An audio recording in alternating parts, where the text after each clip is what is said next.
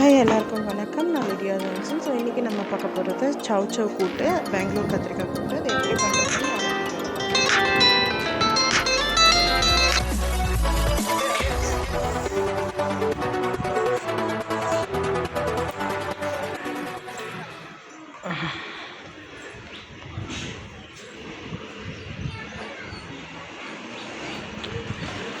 So சவ் சவ் கூட்டுக்கு முதல்ல தேவையான காய்கறிகள் எடுத்து வச்சுக்கணும்.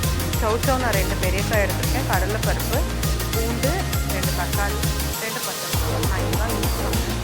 ஒரு சிலர் வெங்காயமும் போடுவாங்க, நான் வெங்காயம் போட மாட்டேன். கொஞ்சமாக பெருங்காயம்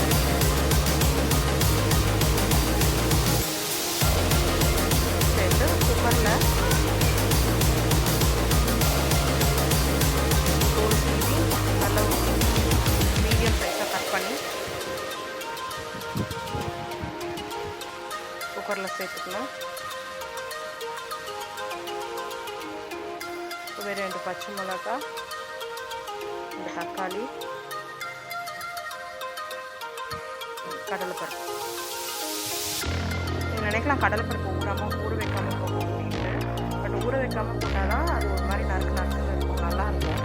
ஊற வச்சு போட்டிங்கன்னா மசிஞ்சிடும், காய் வேகிறதுக்கும் கொஞ்சம் நறுக்குன்னு இருக்கும்போது நல்லாயிருக்கும். இதுக்கு வெறும் ரசம் வச்சு சாப்பிட்டாலே போதும். ரசம் சவுச்சு வச்சு சாப்பிட்டாலே ரொம்ப டேஸ்ட்டாக இருக்கும்.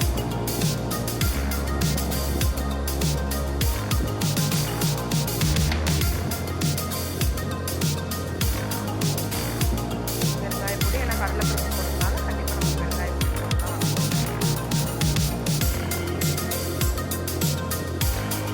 லைட்டாக எண்ணெய் ஊற்றுவேன், தான் எண்ணெய் ஊற்றுவேன், இல்லைன்னா வேண்டாம். உப்பு போட்டு தான் வேக வைக்கணும். முழுகிற வரைக்கும் தண்ணி ஊற்றிட்டு மஞ்சள் குக்கர் வச்சு ஒரு 4 விசில் வைக்கலாம். நான் 4 விசில் வைப்பேன். பார்த்திங்கன்னா பருப்பு முழுசாக இருக்கும், ஆனால் வெந்திருக்கும். அதே மாதிரி காயுமே வெந்திருக்கும். இப்போ வெறும் தாளிப்பு, ஒரு சாதாரண தாளிப்பு தான்.